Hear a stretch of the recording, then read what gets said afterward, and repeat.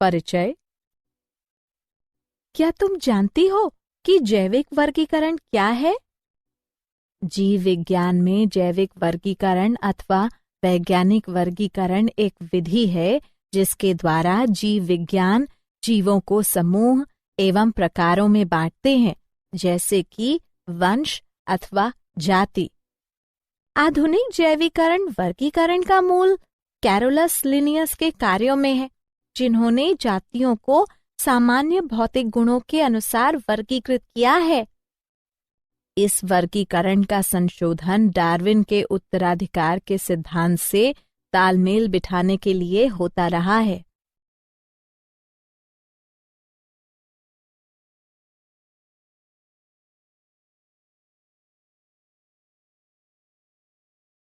उद्देश्य। इस पाठ के अंत में आप निम्न करने में सक्षम हो जाएंगे: जैविक वर्गीकरण को परिभाषित करना, वर्गीकरण के इतिहास का अध्ययन करना, विभिन्न जगतों को पहचानना, द्विजगत वर्गीकरण को समझना, तीन जगत वर्गीकरण का अध्ययन करना, चतुर्जगत वर्गीकरण के बारे में जानना,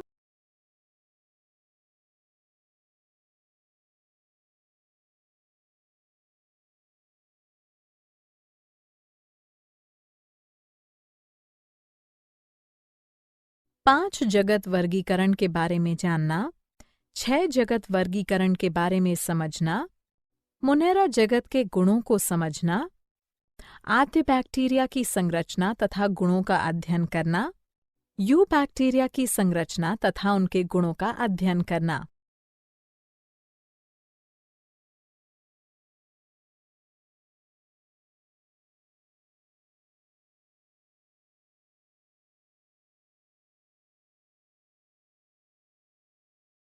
वर्गीकरण का इतिहास। अरस्तु मिस्र के दार्शनिक थे जिन्हें जंतु विज्ञान का जनक कहा जाता है।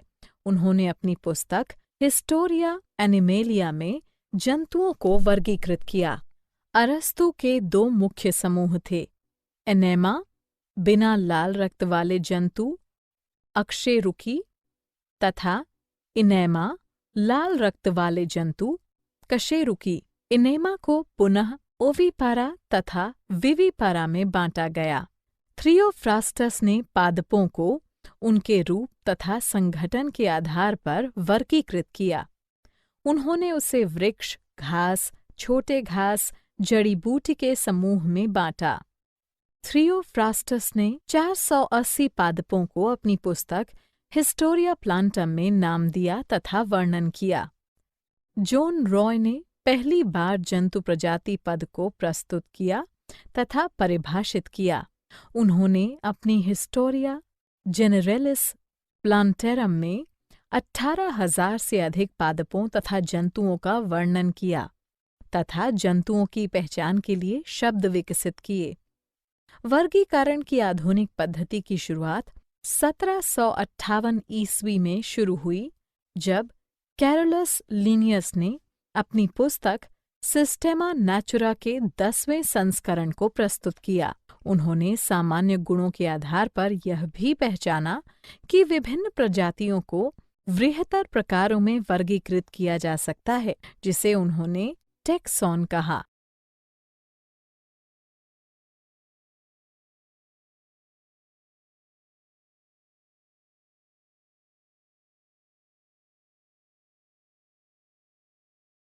वर्गीकरण की पद्धति।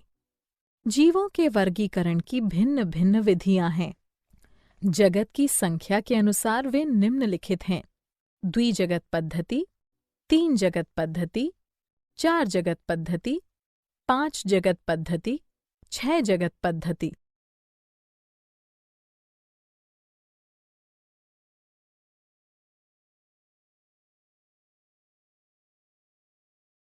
वर्गीकरण की द्विजगत पद्धति।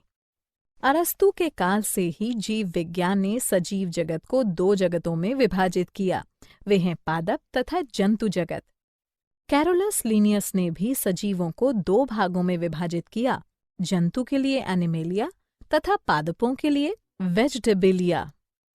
उस काल में दो जगत पद्धति बिल्कुल तर्कयुक्त था, क्योंकि पादप तथा जंतु स्पष्ट विभेदित हो सकते थे।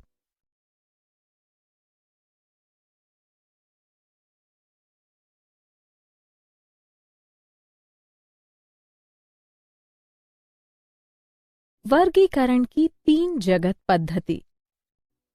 जर्मन प्रकृतिविद अर्नेस्ट हेकल ने 1866 ईस्वी में अपने जनरल मॉर्फोलॉजी डेर ऑर्गेनाइजेशन में एक कोशिकीय प्रोटोजोआ तथा शैवाल को शामिल किया तथा तीसरा किंगडम प्रोटेस्टा को जन्म दिया। प्रोटेस्टा का अर्थ होता है सवों में प्रथम अथवा आदिकालीन।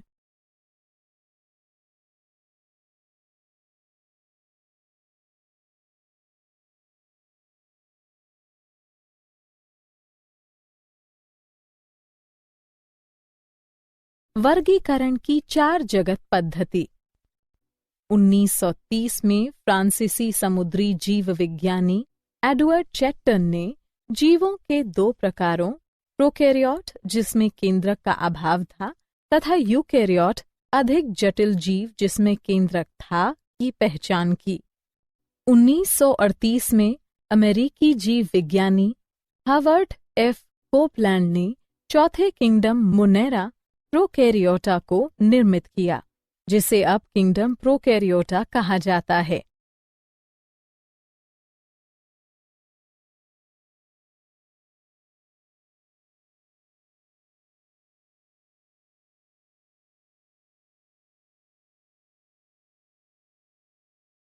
वर्गीकरण की 5 जगत पद्धति। 1969 में अमेरिकी परितंत्र विद रॉबर्ट एच हिट्टेकर ने प्रतिपादित किया कि फंजाई अन्य सूक्ष्मजीवों से काफी अंतर रखता है, जिससे उसे एक अलग किंगडम नाम दिया गया। इन्होंने वर्गीकरण की 5 जगत पद्धति को जन्म दिया। इसके अंतर्गत था मोनेरा, प्रोटेस्टा, फंजाई, कवक, प्लांटे, पादप एवं एनिमेलिया जंतु। 5 जगत वर्गीकरण कोशिका की जटिलता, जीवों की जटिलता, पोषण के प्रकार तथा मुख्य पारितांत्रिक भूमिका पर आधारित है। विट्टेकर की योजना को सजीवों के तार्किक वर्गीकरण के रूप में आज भी व्यापक स्वीकृति मिली है।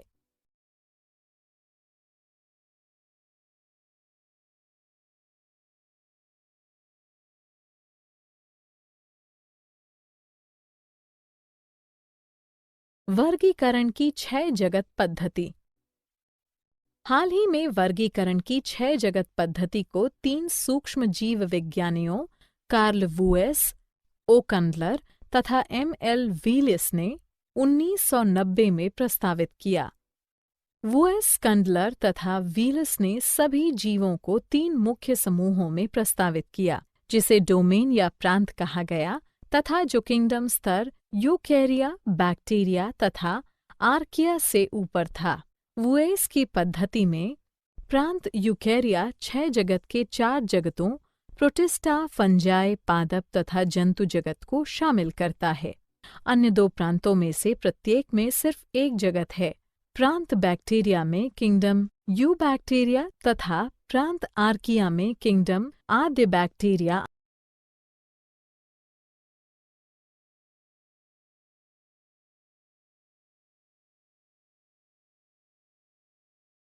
पांच जगत के गुण। कोशिका के प्रकार, कोशिका भित्ति, नाभिकीय झिल्ली, शरीर संरचना, पोषण के प्रकार।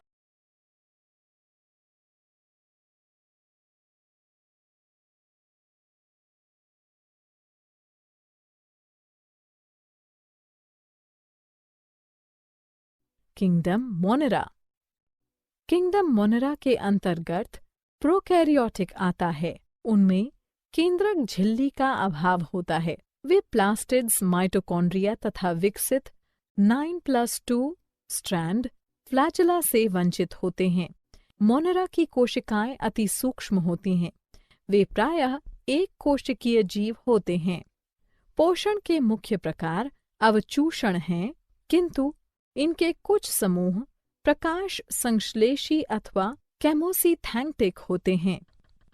प्रजनन साधारणतः विखंडन अथवा मुकुलन द्वारा अलैंगिक होता है। प्रोटोसेक्सुअल घटना भी घटित होती है। अधिकांश जीवों में दृढ़ कोशिका भित्ति होती है। उदाहरण anabaena, nostoc, Oscillatoria bacteria. Kingdom Monera अथवा प्रोकैरियोटा को 2 उपजगतों आद्य बैक्टीरिया तथा यू बैक्टीरिया में बांटा गया है।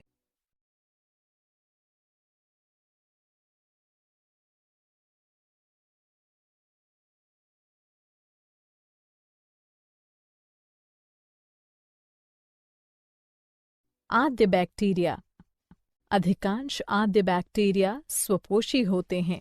आद्य बैक्टीरिया अपने उपापचयी क्रियाओं को करने के लिए आवश्यक ऊर्जा रासायनिक ऊर्जा के ऑक्सीकरण से प्राप्त करते हैं, जैसा कि आवश्यक गैसें अमोनिया, NH3, मीथेन, CH4 अथवा हाइड्रोजन सल्फाइड H2S, जिससे एक एमिनो अम्ल तथा प्रोटीनों का निर्माण होता है।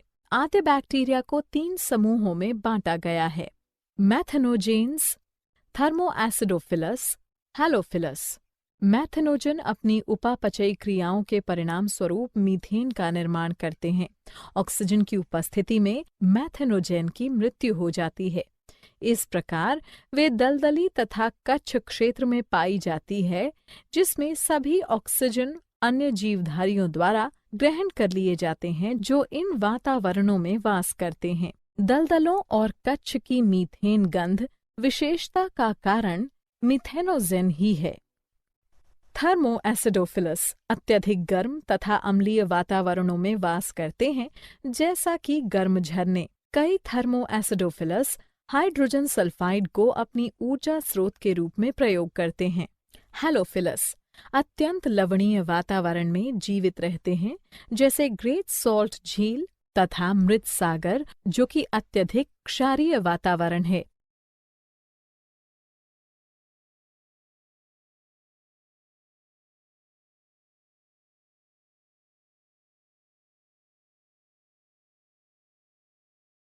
You bacteria. बैक्टीरिया की प्रोकैरियोटिक कोशिकाओं में एक बाह्य कोशिका भित्ति होती है जो प्लाज्मा झिल्ली को घेरता है, जो अंततः अक्षीय राइबोसोम से युक्त साइटोप्लाज्म को घेरता है। उनमें साधारणतः केंद्रक, क्लोरोप्लास्ट तथा माइटोकॉन्ड्रिया जैसे संलग्न अंगों की झिल्ली का अभाव होता है। डीएनए की वर्तुल स्ट्रैंड, जो कोशिका न्यूक्लियोइड के एक भाग में प्रायः कुंडलित होते हैं, एक क्रोमोसोम के रूप में काम करता है। उपापचयी क्रियाएं जैसे कि इलेक्ट्रॉन का स्थानांतरण तथा प्रकाश संश्लेषण प्लाज्मा झिल्ली में होता है, जो कभी-कभी कोशिका के अंतरंग भाग की ओर मुड़ती है। बैक्टीरिया की सबसे सामान्य आकृति छड़ाकर, जिसे बैसिलाई गोलाकार, जिसे कोकाई तथा कॉर्कस्क्रू की आकार, जिसे स्पाइरला कहते हैं। बैक्टीरिया की कोशिका भित्ति में अद्वितीय पदार्थ पेप्टाइड होता है। ग्राम स्टैनिंग तकनीक बैक्टीरिया में कोशिका भित्ति रचना के 2 प्रकारों में भेद करता है, जो उन्हें ग्राम धनात्मक तथा ग्राम ऋणात्मक के रूप में वर्गीकृत करने में हमारे सहायक हैं। अनेक बैक्टीरिया गतिशील होते हैं तथा इनमें एक या अधिक फ्लैजेला होते हैं। यू बैक्टीरिया निम्न 8 प्रकार के होते हैं: एक्टिनोमाइसिस, कीमोऑटोट्रॉफ, साइनोबैक्टीरिया, एंटेरोबैक्टीरिया, ग्लॉडिंग तथा मुकुलन बैक्टीरिया, स्यूडोमोनास, रिकेटिसियासिस तथा क्लेमाइडियास, स्पाइरोचैट्स। एक्टिनोमाइसिस बीजाणु उत्पन्न करने वाले जाल शाखित तंतुमयी ग्राम धनात्मक मृदा बैक्टीरिया हैं। कीमोऑटोट्रॉफ एक बैक्टीरिया है जो अपनी ऊर्जा अकार्बनिक रसायनों से प्राप्त करते हैं।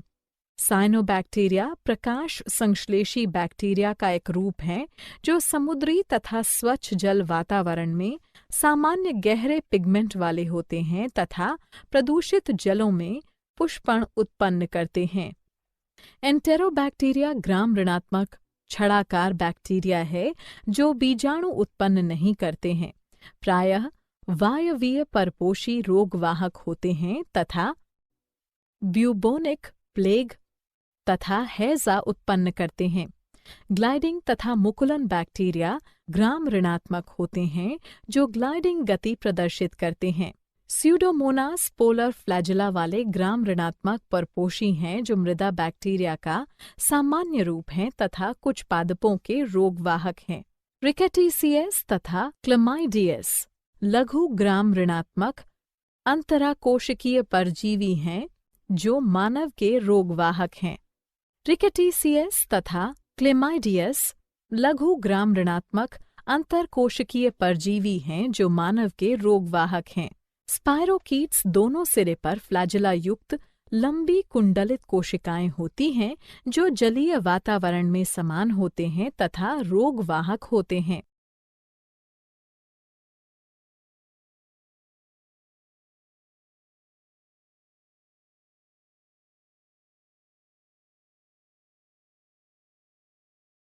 क्या आप जानते हैं?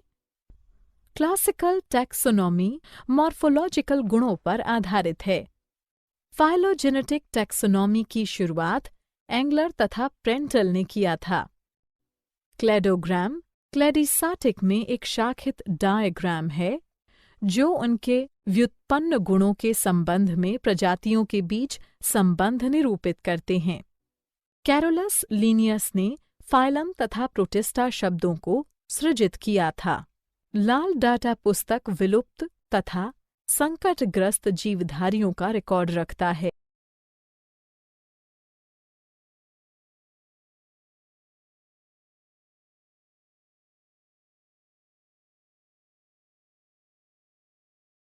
सारांश। आइए हमने जो कुछ सीखा है उसे संक्षेप में दोहराएं। पादपों तथा जंतुओं का जैविक वर्गीकरण सर्वप्रथम अरस्तु ने सरल मॉर्फोलॉजिकल गुणों के आधार पर प्रतिपादित किया। लीनियस ने सभी जीवधारियों को बाद में 2 जगतों प्लांटा तथा एनिमेलिया में वर्गीकृत किया। पिक्टेकर ने एक विस्तृत 5 जगत वर्गीकरण मोनेरा, प्रोटिस्टा, फंजाई, प्लांटा तथा एनिमेलिया प्रस्तावित किया। 5 जगत वर्गीकरण के मुख्य आधार कोशिका संरचना, शरीर संगठन, पोषण की विधि तथा प्रजनन तथा फाइलेजेनेटिक संबंध थे। 5 जगत वर्गीकरण में बैक्टीरिया को मोनेरा किंगडम में शामिल किया गया है। बैक्टीरिया वितरण में समकालीन है।